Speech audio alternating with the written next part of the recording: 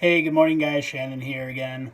A couple things I want to talk about today are fear and what drives you. Um, what is stopping you from doing what you want to do? What is stopping you from following your dream? What is stopping you from just going out there and just conquering everything?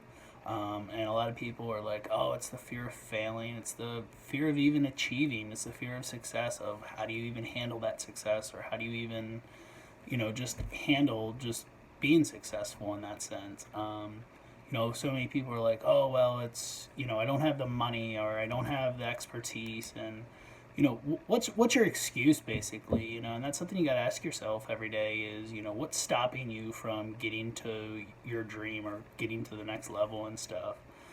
So many people, you look at it as a mountain. You walk up to climb a mountain, and so many people look up to the top and say, "Wow, like how am I ever going to get to the top?" And then successful people will look at it and say, "You know what? It's going to take one step at a time. It's going to be a journey. It's going to be, an expedition that is going to take time. It's not going to happen all at once. It's not going to happen in one day. It's a journey, one step at a time." The flip side of that is, what is your why? What is the reasoning for wanting to do it? What is the reasoning for wanting to reach your goal? Is it your kids? Is it the money? And that's always a big question I ask people is, what is your reasoning for wanting to do this, or what is your reasoning for just setting this goal? And a lot of the time, for entrepreneurs and stuff, it can be the money. I mean, and that's not a bad thing. Money is definitely not a bad thing. But it's not everything as well. And some people want it for the success, some people want it for the status.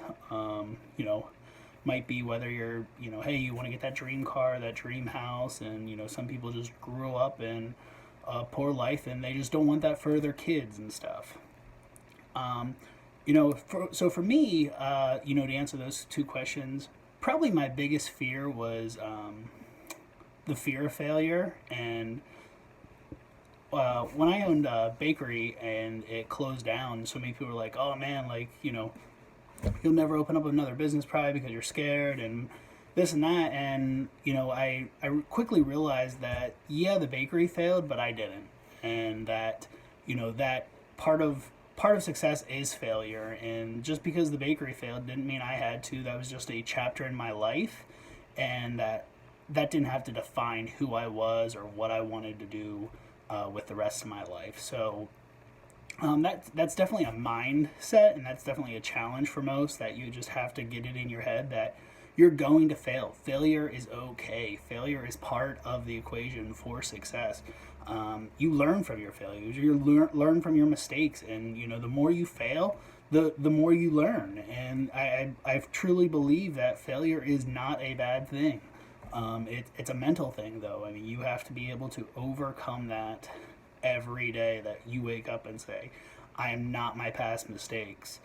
And sometimes that's hard because so many people will hold you to your past and hold you to the things that you've done in your past. And you're a product of your past, but you don't need to be a prisoner of it. And that's probably one of my favorite sayings out there.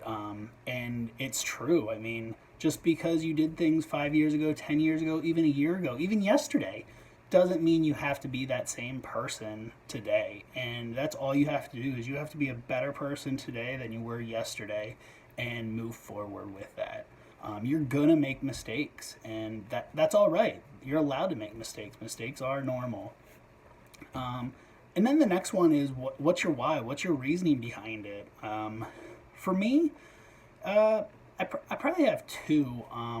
The two biggest reasons would be my two wonderful children, Austin and Troy.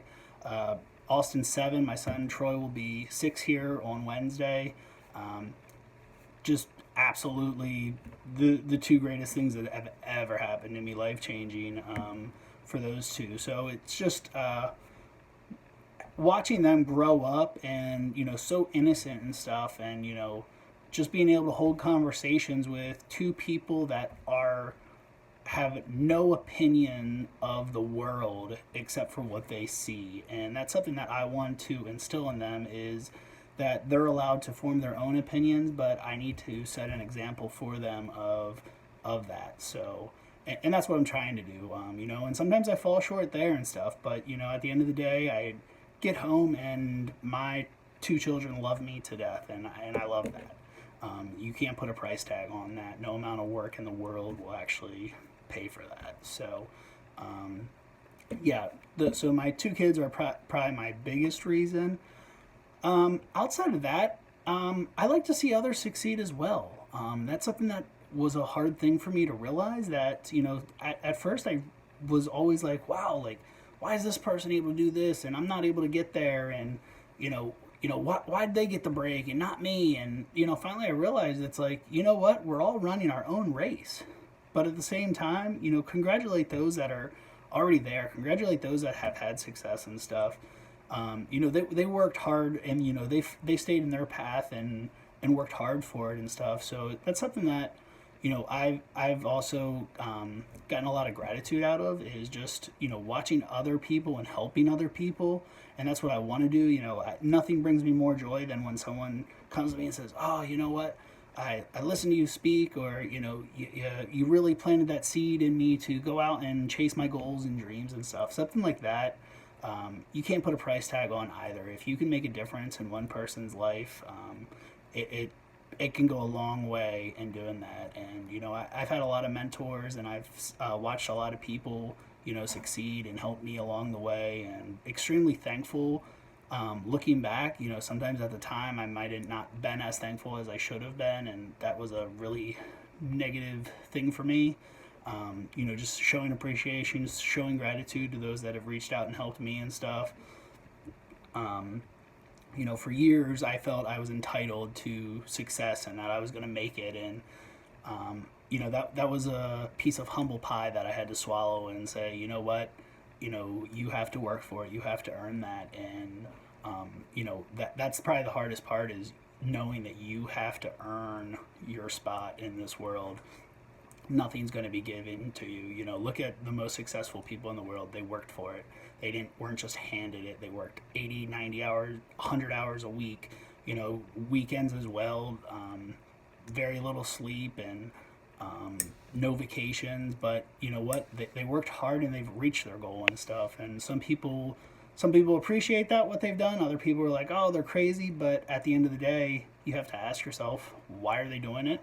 Why do they want to do it? Why do you want to do it? So that's always a big question, is what's your why?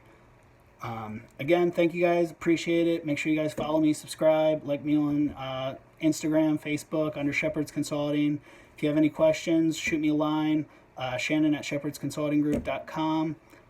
Outside of that, you guys have a good day. Take care.